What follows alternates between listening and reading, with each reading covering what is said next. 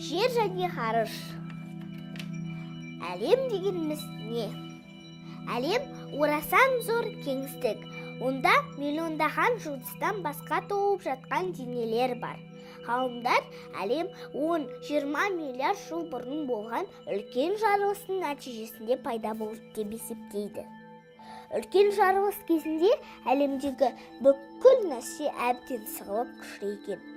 Бастапқы кезде қатты ыстық болған, алайда әлемнің көлемі ұлғайған сайын біртіндеп суый бастаған. Ғалымдардың пікірінше, әлемнің ұлғайып, сосын суы әлі күнге дейін жалғасуда.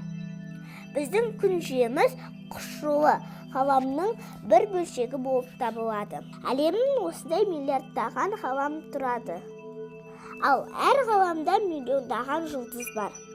Бұл жұлдыздарды бірнеше ғаламшар айналып жүреді. Жер ғаламшарын айналып жүретін жұлдыздардың бірі күн.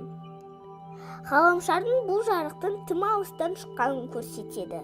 Бұдан әлемнің ұлғаю үстінде екенін және ұлғаю қарқыны бірте-бірте үдеп келе жатқанын аңғаруға болады. Ғалымдар өмірде жат ғаламшарлықтар бар деген болжам айтады.